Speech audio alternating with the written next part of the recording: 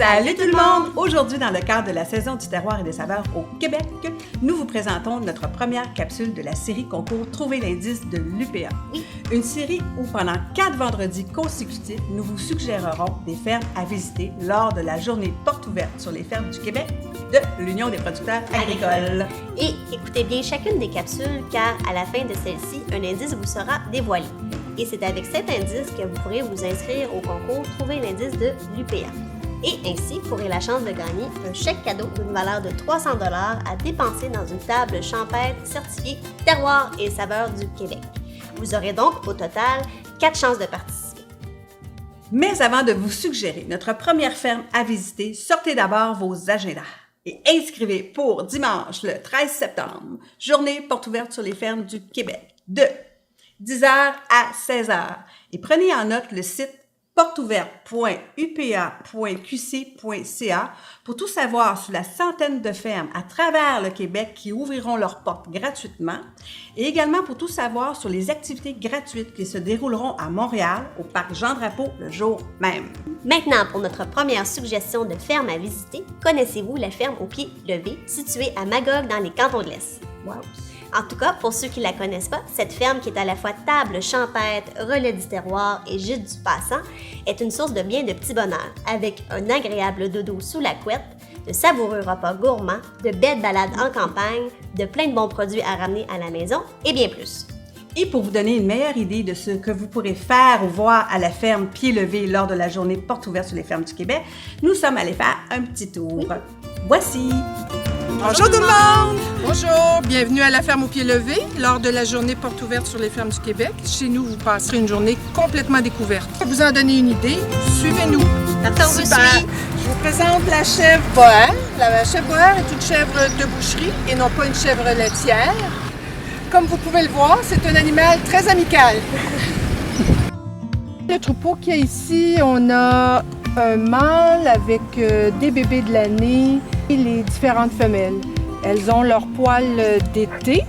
La vache Highland est une vache écossaise et qui vit à l'extérieur 365 jours par année et qui adore l'hiver.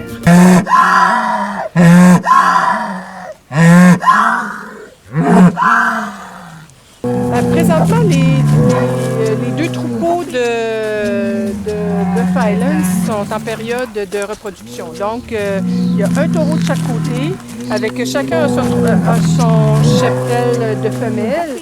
Ce qu'on voit ici, ce qu'on entend presque plutôt, c'est les deux taureaux qui font en sorte que c'est moi le plus fort et c'est moi le roi de la montagne. Alors, tous les jours, on a le droit à ce quart d'heure colonial. Peut être parfois assez bruyant. Puis ça, pourquoi il fait ça? Ben, il établit son territoire.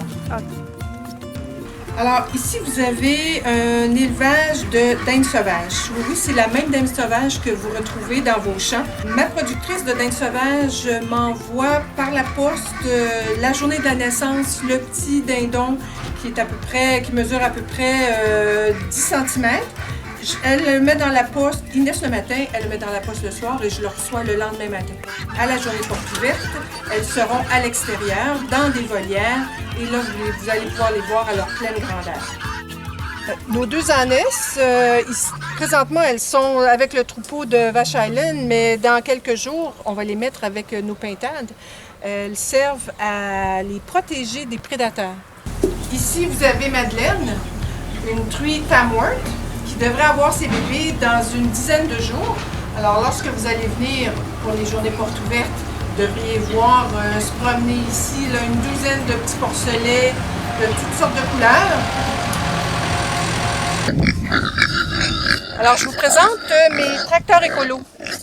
On leur donne des lisières de champs et ils les nettoient. Au fur et à mesure que la saison avance, ils mangent tout ce qui est foin, racines. Et lorsque tout ça est fait, on peut labourer et planter à nouveau. Notre champ est super beau.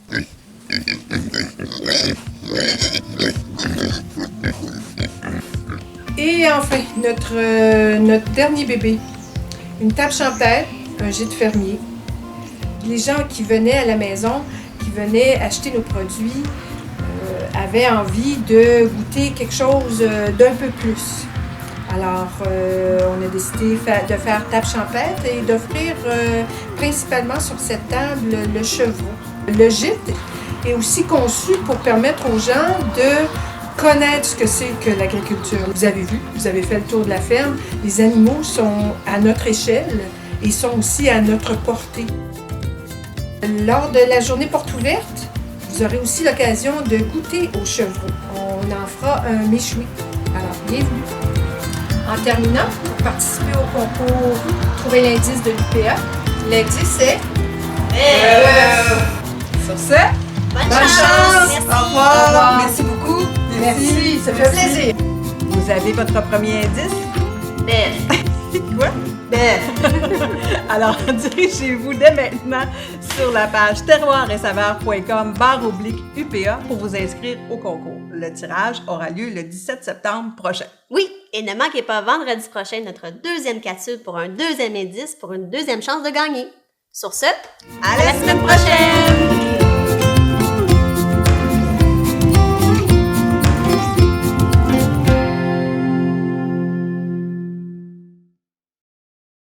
Cet emplacement-ci, c'est vraiment l'origine de la ferme au pied levé.